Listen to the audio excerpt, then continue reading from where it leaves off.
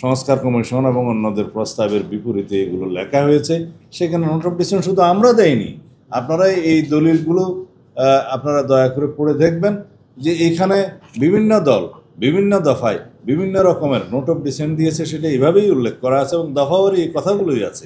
রাজনৈতিক দল বা জোট তাদের নির্বাচনী ইশতেহার উল্লেখপূর্বক যদি জনগণের ম্যান্ডেট লাভ করে তাহলে তারা সংবিধান সংশোধন ও জাতীয় নিরাপত্তা যুদ্ধ পরিস্থিতি বিষয়গুলো সংযোজন করতে পারবে। অর্থাৎ এর আগে দুইটা বিষয়ে সবাই সম্মত, একটা হলো আস্থা ভোট আর একটা হলো অর্থ বিল। এই দুই বিষয়ে সবাই সম্মত, কিন্তু কেউ কেউ সংবিধান সংশোধনের বিষয়টি ৭০ অনুচ্ছেদে এমপিদের স্বাধীনতার বাইরে রাখতে চেয়েছেন, আমরাও চেয়েছি। এবং তার সাথে আমরা বলেছি রাষ্ট্রে যদি কোনো সময় যুদ্ধ পরিস্থিতির মতো অবস্থা হয় সেই ক্ষেত্রেও এমপিরা যেন দলের পক্ষেই ভোট দেন।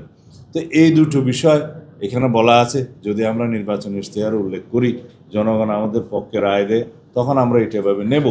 এবং সেখানে পরিষ্কারভাবে বলা আছে যে অবশ্য কোনো রাজনৈতিক দল বা জোট তাদের নির্বাচনী ইশতেহার উল্লেখপূর্বক যদি জনগণের ম্যান্ডেট লাভ করে তাহলে তারা সেই মতো ব্যবস্থা গ্রহণ করতে পারবে। এটাই তো জুলাই জাতীয় সনদ। এবং এখানে যে সমস্ত প্রস্তাবের সংস্কার কমিশন এবং অন্যদের প্রস্তাবের বিপরীতে এগুলো লেখা হয়েছে, সেখানে নোট অফ ডিসিশন শুধু আমরা দেইনি, আপনারা এই দলিলগুলো আপনারা দয়া করে পড়ে দেখবেন যে এখানে বিভিন্ন দল বিভিন্ন দফায় বিভিন্ন রকমের নোট অফ ডিসিশন দিয়েছে, সেটা এইভাবেই উল্লেখ করা আছে এবং দফাওয়ারি এই কথাগুলোই আছে। তা এখন আমাদের প্রশ্ন হলো, জুলাই জাতীয় সনদ বাস্তবায়নের জন্য কি এই সনদটা অন্তর্ভুক্ত করা উচিত ছিল না জাতীয় ঐক্যমত্য কমিশনের সুপারিশে? কিন্তু তারা এই ডান পাশের সমস্ত মতামত ওমিট করে গিয়েছে, বাদ দিয়ে দিয়েছে। শুধু তাদের প্রস্তাবগুলো উপরে তারা একটা তফসিল রচনা করেছেন। তফসিল ১, বিকল্প প্রস্তাব ১-এও তফসিল ১, বিকল্প প্রস্তাব ২-এও তফসিল ১, ৪৮টা দফা দিয়ে সেই তফসিল করা হয়েছে।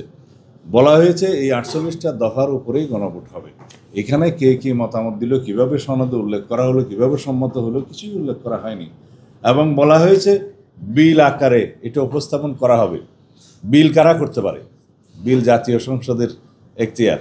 নির্বাচিত জাতীয় সংসদ বিল আকারে আইনের আগে উত্থাপিত হয়। সেই bill first reading, second reading, third রিডিংয়ের পরে, জনমত যাচাইয়ের পরে, স্থায়ী কমিটিতে আলোচনা করার পরে সেই বিলটা গৃহীত হলে সেটা আইনে পরিণত হয়। সেই আইনে স্পিকার দস্তখত করে রাষ্ট্রপতির কাছে দিবেন, রাষ্ট্রপতি সই করলে সেটা আইনে পরিণত হবে।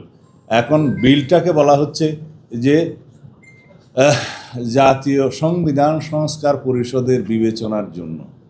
এইরকম আইডিয়া তো আমরা কখনো শুনিনি। আর যদি সংবিধান সংস্কার পরিষদ নামে কোনো বডি সংগঠন করতে হয় বা সেটার অনুমোদন নিতে হয়, সেটা অবশ্যই জাতীয় সংসদের মধ্যেই সিদ্ধান্ত নিতে হবে। তা এখন এই সমস্ত আলোচনা তো আমাদের সাথে হয়নি। হঠাৎ করে সংবিধান সংস্কার পরিষদ গঠনের যে প্রস্তাবটা দেয়া হলো এবং সেটা কারা দিল, কিভাবে দিল, সুপারিশে কিভাবে আসলো, তাইলে জাতীয় সংসদ নির্বাচন অনুষ্ঠিত হবে নাকি সংবিধান সংস্কার পরিষদ নির্বাচন অনুষ্ঠিত হবে? সেই এখতিয়ার তো নির্বাচন কমিশনের নাই, সংবিধান অনুসারে নাই। দুইটাই এখতিয়ার, একটা জাতীয় সংসদ নির্বাচনের ক্ষমতা আর একটা রাষ্ট্রপতি নির্বাচনের ক্ষমতা সংবিধানে নির্বাচন কমিশনকে দেয়া হয়েছে। তো সেই ক্ষেত্রে এই সমস্ত পরিকল্পনা বা প্রস্তাব হঠাৎ করে নিয়ে এসে সুপারিশ দেয়া এবং জাতিকে বিভ্রান্ত করা, এখানে অনৈক্য সৃষ্টি করা, বিভক্ত করা তো জাতীয় ঐক্যমত্য কমিশনের কর্ম হতে পারে না। সেই জন্য আমরা বলেছি জাতীয় ঐক্যমত্য কমিশন গঠিত হয়েছিল সকল রাজনৈতিক দলের সাথে আলোচনা করে ঐক্যমত্য সৃষ্টি করা জাতির মধ্যে, অনৈক্য নয়। এখন দেখতে পাচ্ছি আমরা অনৈক্য সৃষ্টি করছি, বিভক্তি সৃষ্টি করছি।